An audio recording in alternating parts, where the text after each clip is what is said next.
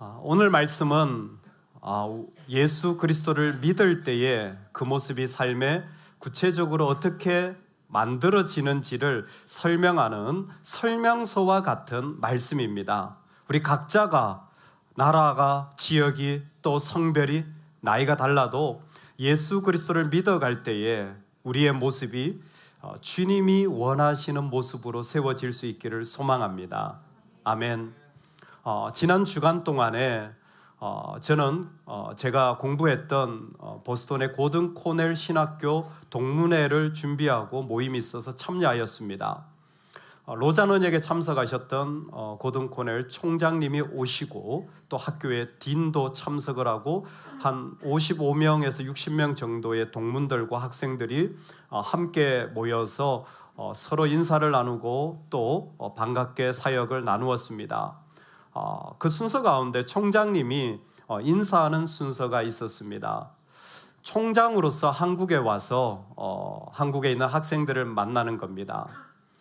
여러분이 만약 어떤 한 기관의 대표라면 어떻게 인사하시겠습니까? 여러분이 만약 오랜만에 친지들을 만난다면 어떻게 자신을 소개하며 인사하시겠습니까? 총장님은 이렇게 인사를 하더라고요. 저는 닥터 선키스트입니다. 오렌지 주스 선키스트와 똑같습니다. 그리고는 이렇게 말하는 거예요. 저는 선키스트입니다. 십자가에 저는 죽었습니다. 그리고 저에게서는 예수 그리스도만 드러나기를 원합니다.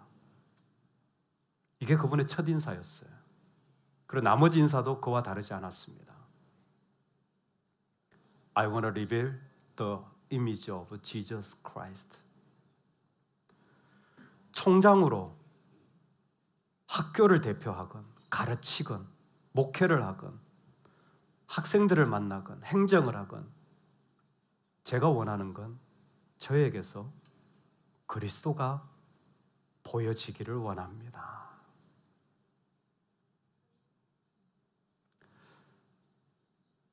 우리에게서 그리스도가 보여지고 있습니까?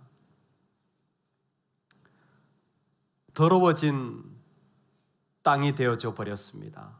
하나님이 약속한 가나안 땅이라고 했지만 차곡차곡 쌓인 불순종과 우상과 욕심 덩어리, 자기의 이야기가 많아진 이스라엘 땅은 더 이상 그들을 품지 못했습니다. 구약에 보면 땅이 이스라엘을 토했다 그래요.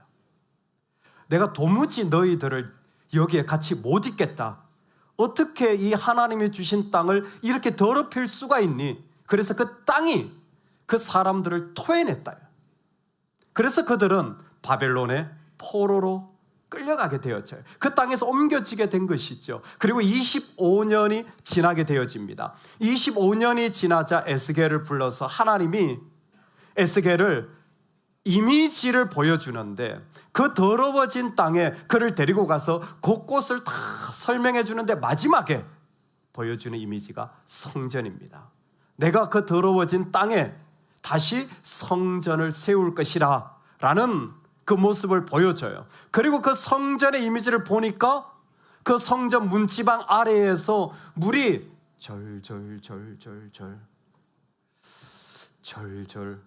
물이 절절 흐르죠. 선교사님, 인도네시아 말로는 졸졸이 뭡니까? 바사 인도네시아 졸졸 물이 흐른.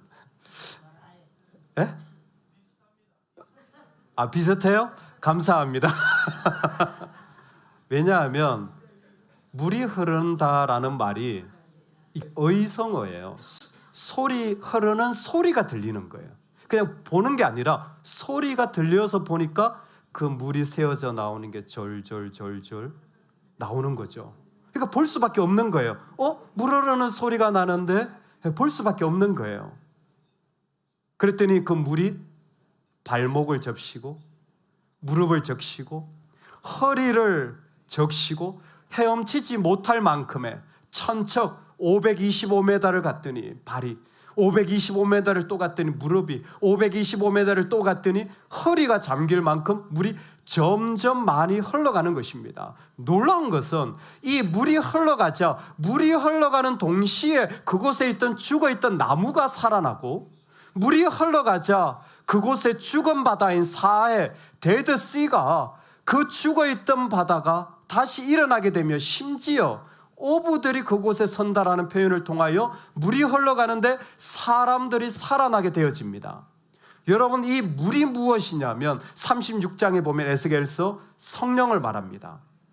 그 더러워진 곳을 하나님이 물을 뿌려서 정결하게 하는데 새 영을 너희에게 부어서 그 단단한 돌 같은 마음을 부드럽게 할 것이라고 했습니다. 즉 성령이 우리에게 있을 때, 여러분 성령이 있다라는 걸 어렵게 생각하실 필요가 없어요. 내가 예수님을 믿으면 이라는 말입니다. 내가 예수님을 믿으면 이미 내 안에 성령이 계시기 때문에 내 안에 예수님을 믿으면 그 아래에서 뭐예요? 물이 흘러져 나가는데 이 물이 점점 많아지고 그 물로 말미암아 놀랍게 자연도 사람도 죽어있던 것들도 회복되어지는 것을 에스겔은 보게 되어진 겁니다. 여러분, 이게 믿는 사람이에요. 우리가 믿잖아요? 그러면 우리가 지나가는 곳에 죽어있던 것들이 살아나게 될 것입니다. 할렐루야. 목사님, 안 그렇던데요? 제가 지나가니까 다 죽던데요? 그럴 수도 있습니다.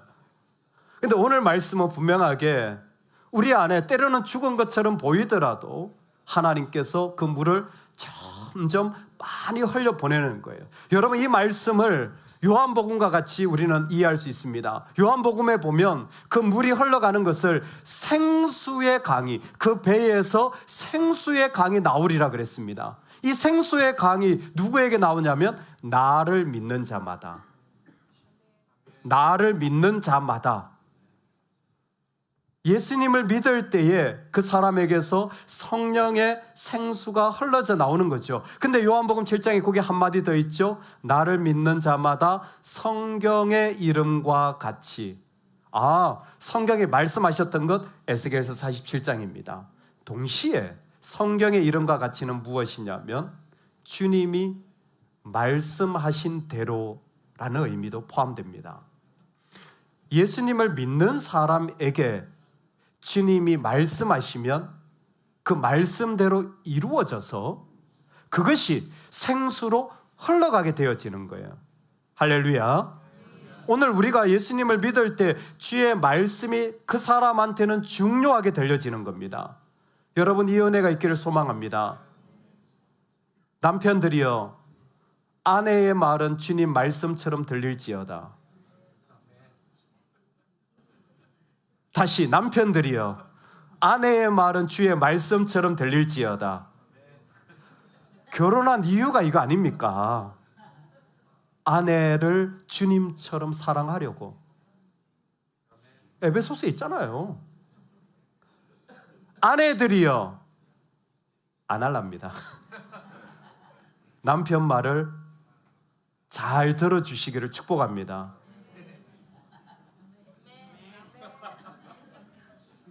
늦게 막 아멘.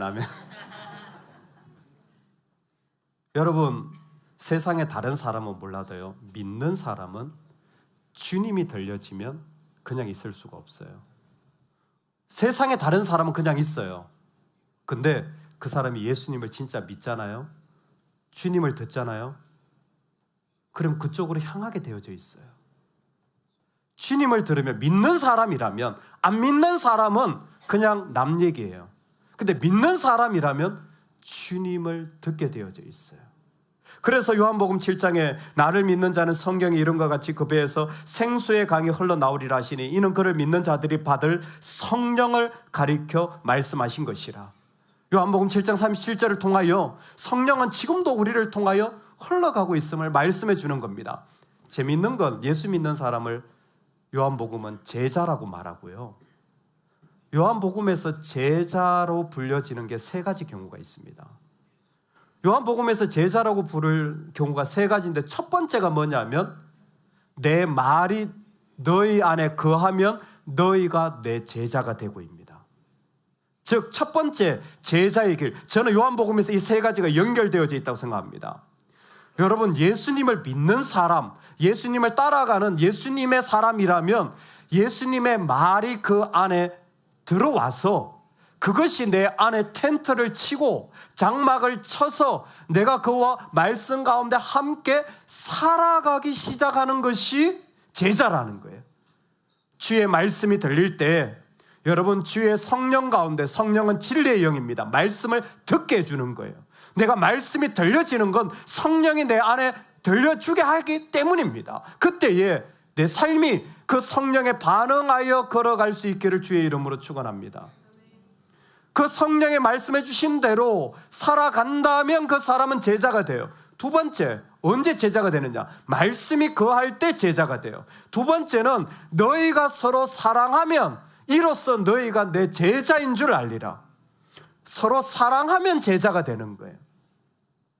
여러분, 가까이 있는 사람들을 사랑하는 게 기독교인입니다. 가까이 있는 사람을 사랑하는 게 기독교인이에요. 기독교인은 가까이 있는 사람을 사랑해요. 제가 왜 이 표현을 하느냐? 멀리 있는 사람은 사랑하기 쉽습니다. 다시 한번 해야죠. 저는 인도네시아를 사랑합니다. 아멘. 네. 1부에 했더니 2초 시차가 딱 나오더라고요. 인도네시아를 사랑하는 건 쉽습니다. 왜요? 멀리 있으니까. 왜요? 저는 씨름을 하지 않습니다. 갈등을. 저하고 감정적인 싸움을 할 일이 없어요. 저하고 어려움을 겪을 일이 없습니다. 그냥 기도해주고 필요하면 도와주고 가서 격려해주고 사랑해주고 안아주고 은혜 받으면 끝이에요. 이것도 못한다면 정말 부끄러운 일이죠. 근데 진짜 어려운 건 뭡니까? 저는 스피릿교회 성도님을 사랑합니다. 여기도 시차가 필요한가요?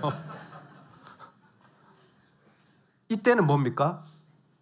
갈등과 오해와 어려움과 원망과 쉽지 않은 그 모든 것을 덮어주고 사랑하는 거예요.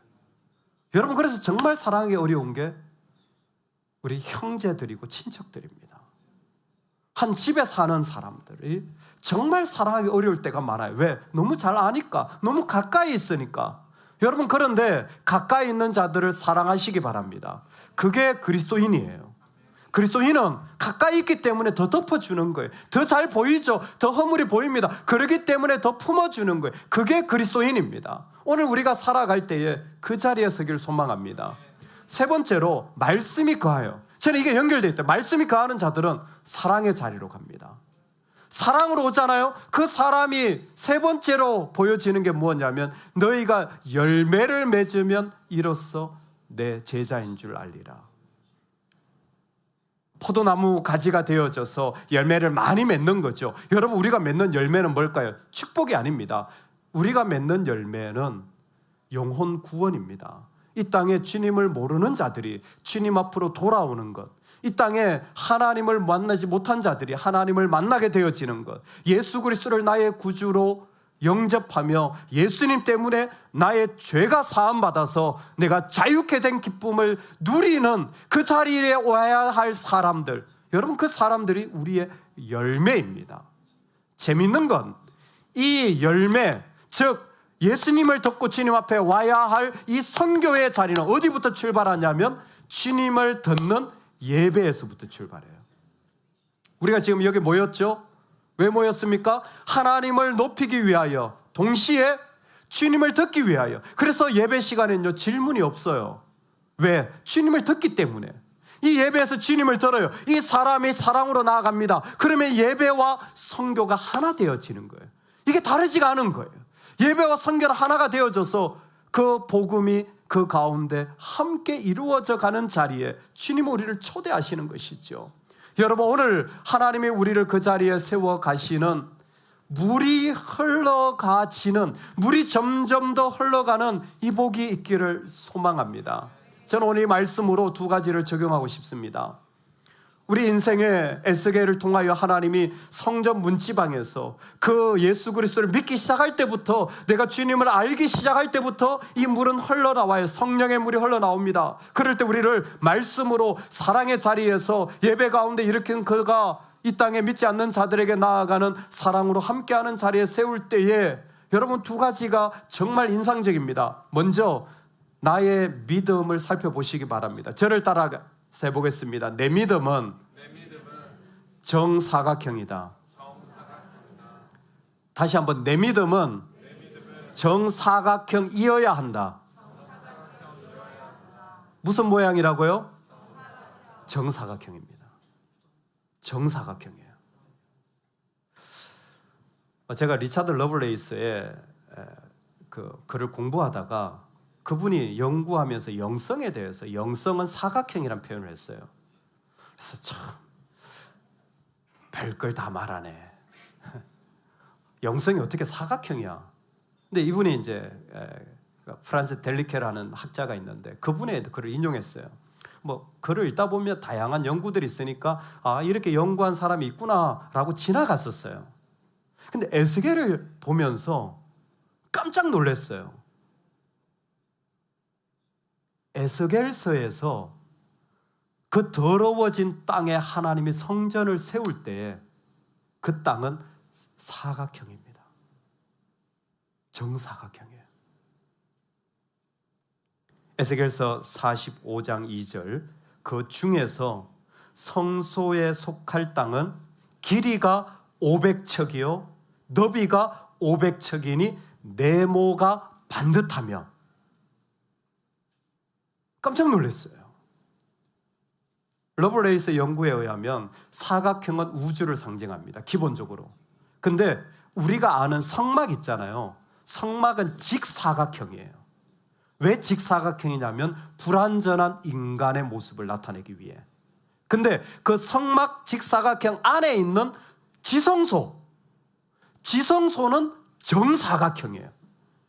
정사각형일 뿐만 아니라 그 높이와 길이와 너비가 같은 정육면체가 되어지는 거예요. 완전 사각형이 되어지는 거예요. 왜? 하나님의 온전한 임재를 상징하기 위해. 근데 놀랍게도 에스겔서가 그 더러워진 땅에 토해냈는데 다시 하나님의 성전을 세우려고 하는 그 이미지를 말할 때 이게 네모 반듯하다고 말합니다.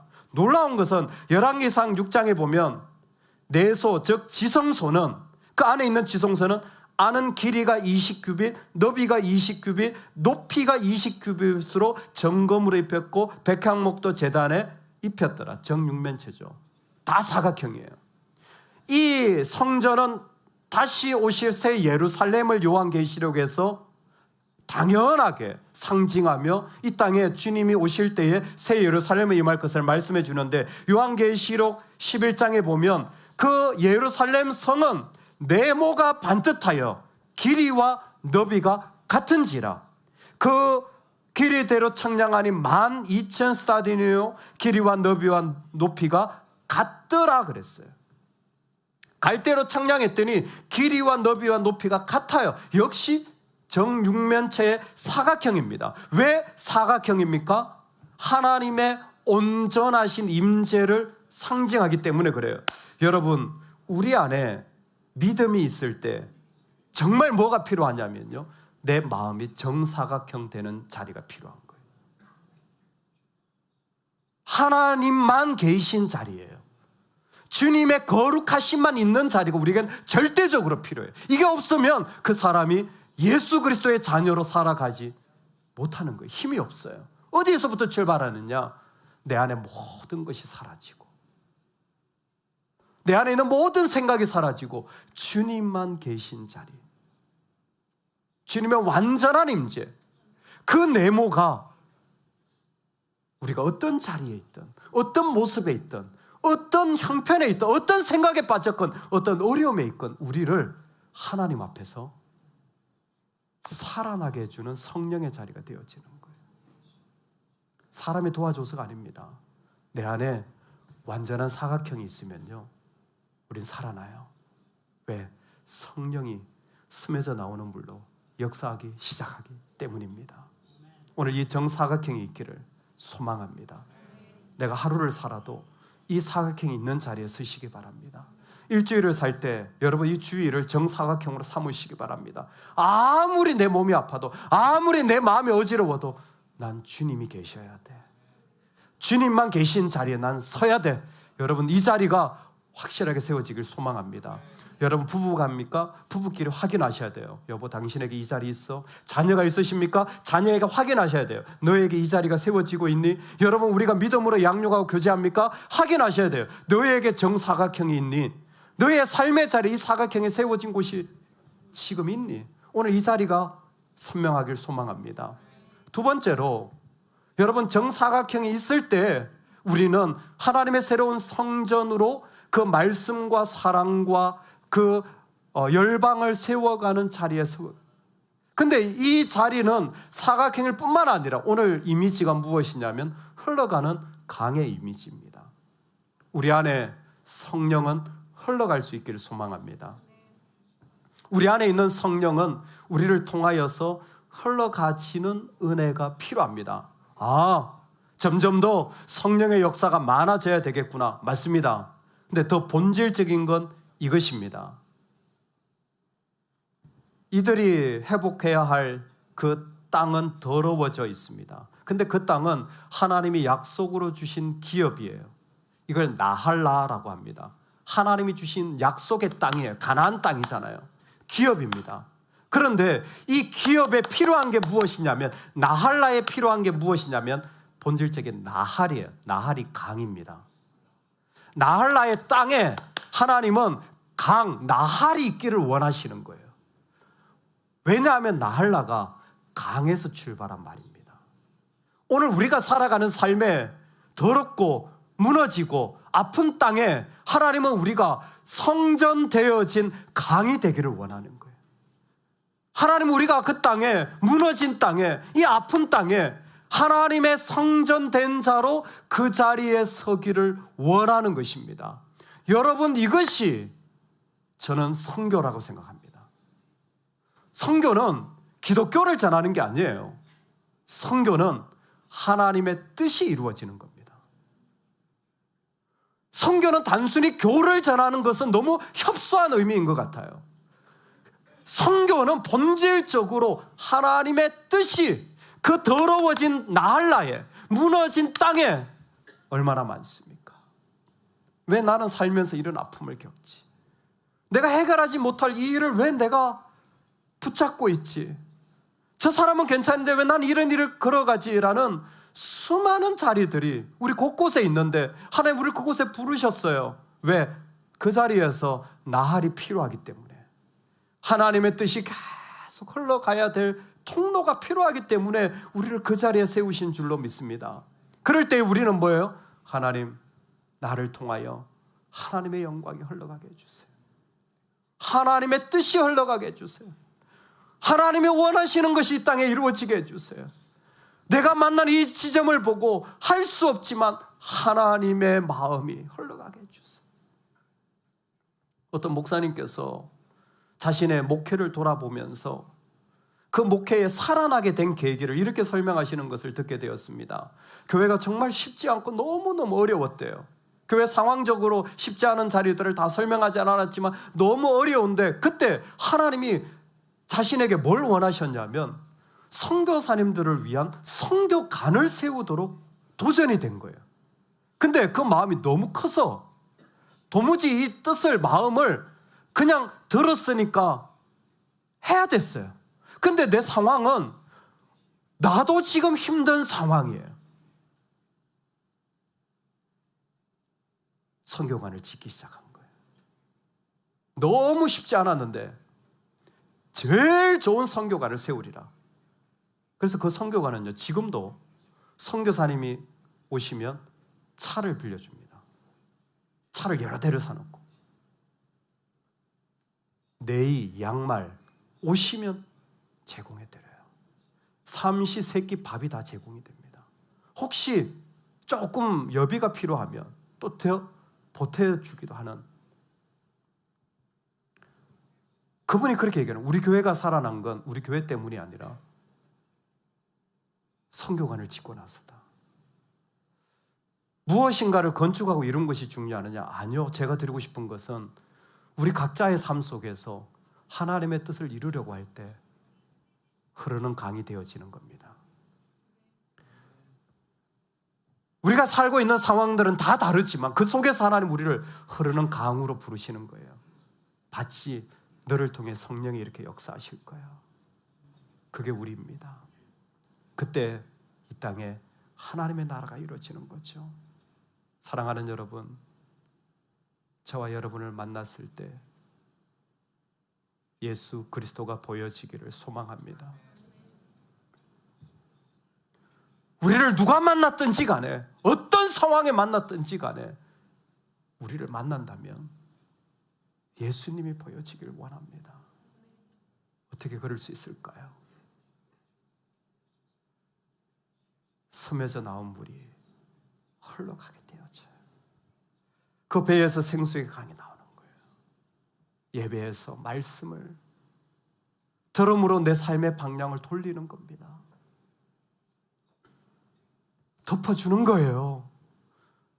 나를 내려놓는 겁니다. 사랑이에요. 그리고는 복음이 필요하다면 기꺼이 나아갈 때에 나는 나를 봅니다. 정사각형이 있나? 내가 주님을 깊이 만나고 주님의 임재만으로만 채워진 그 시간이 나에게 있는가? 그 속에서 더러워진 땅엔 강이 되어 살아가기를 원하시는 주님의 부르심. 나할라의 더러워진 곳에서 흘러가는 나할이 되어서 하나님의 뜻이 이루어지게 해달라고 순종하는 나가는 사람을 통하여 하나님의 영광은 우리의 삶에 드러나게 될 줄로 믿습니다. 이 복이 가득하기를 주의 이름으로 축복합니다.